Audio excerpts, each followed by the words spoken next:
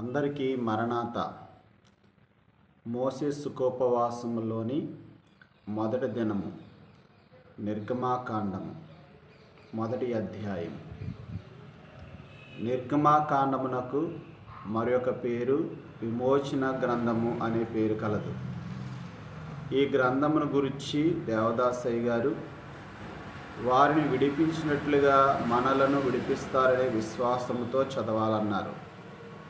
మోసే వ్రాసిన 5 కాండములు ఎలా వ్రాసారంటే, పేతురు రాసిన 2వ పత్రిక మొదటి అధ్యాయం 20-21 వచనాలను బట్టి పరిశుద్ధాత్మ ప్రేరేపింపగా రాసెను.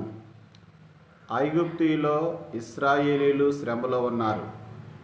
ఒక ప్రశ్న: దేవుని నమ్మిన వారికి శ్రమలు రావచ్చా? ఈ శ్రమలు రావడానికి కారణములు ఏవనగా, ఇక్కడ ఇశ్రాయేలు యాకోబులో నుండి వచ్చారు. దేవుడు నీవు ఇశ్రాయేలు అని పిలువబడతావన్నారు. వీరు కరువు కాలంలో ఐగుప్తు వెళ్ళగా అక్కడ వీరి కులపు రాజు పరిపాలించుటను బట్టి రాజు ఇశ్రాయేలీలకు గోషేను ప్రాంతమునిచ్చెను. వారికి ఆ ప్రాంతము సారవంతముగా హాయిగా ఉండుటను బట్టి కానానును దేవునిని మరిచి వారితో కలిసిమెలిసి ఉండి వివాహమాడుచుండరి. అయితే వీరిని కానాను రప్పించాలంటే వారిని శ్రమ పెట్టాలి. ఉదాహరణకు, పక్షి గూడులో తన పిల్లలకు ముండ్లు కర్రలు పెట్టి ఉంచును. అలాగే వీరిని శ్రమ పెట్టుటకు ఆ దేశమునకు ఒక కొత్త రాజు వచ్చెను.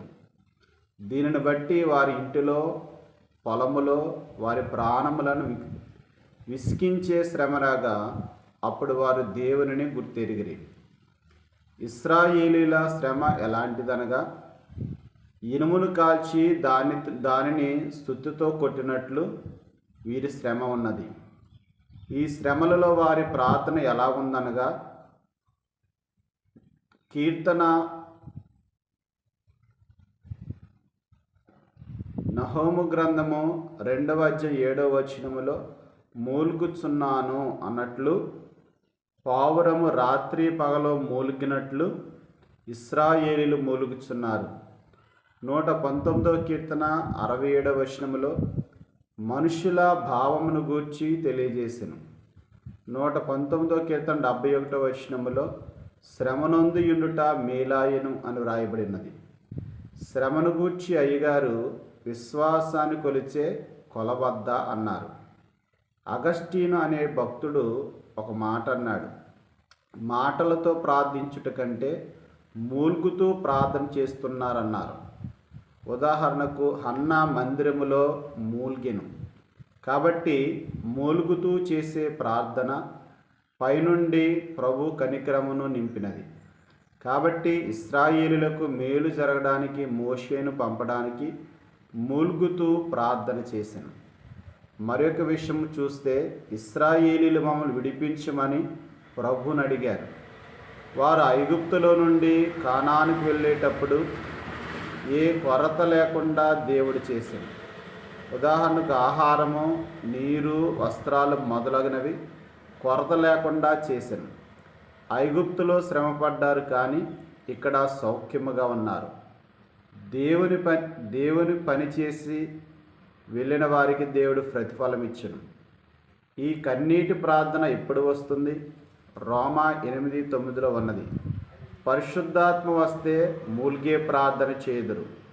ప్రభు కూడా కన్నీటి ప్రార్థన చేసినట్లు హెబ్రీ పత్రిక 5వ అధ్యాయంలో ఉన్నది. కాబట్టి ఆయన విందుకు వచ్చిన వారు కన్నీటితో, ప్రభువా, అర్హత లేని నాకు అర్హత కలిగించావని ప్రార్థించాలి. కన్నీటి ప్రార్థన వలన ప్రభు ప్రతిఫలమిస్తారు. అలాంటి దీవెన మనకు కలుగునుగాక. నిర్గమాకాండం ఎందుకు రాయబడినదనగా, దేవుడు ఇశ్రాయేలీలను ఐగుప్తు రాజైన ఫరో దాసత్వం నుండి విడిపించిన రీతిగానే లోకమనే పాపదాస్యములో నుండి క్రీస్తు ప్రభు విడిపించునని తెలుసుకున్నటకు రాయబడినది. ఇశ్రాయేలీయులు అనగా ఆశీర్వదింపబడిన వారు. వీరు ఐగుప్తులో బహు సంతానం గలవారై అభివృద్ధి చెందినారు, విస్తరించి అత్యధికముగా ప్రబలి ఉన్నారు. గోషేను దేశమంతయు వారితోనే నిండి ఉన్నది. అలాగే భూలోకములో క్రైస్తవ సంఘము విస్తరించుచున్నది. ఐగుప్తీయులు ఇశ్రాయేలీలను హింసించిన రీతిగానే నేటి కాల లోకము క్రైస్తవ సంఘమును హింసించుచున్నది. ఆయనను బహుగా విస్తరించుచుండెను, ఆగిపోలేదు.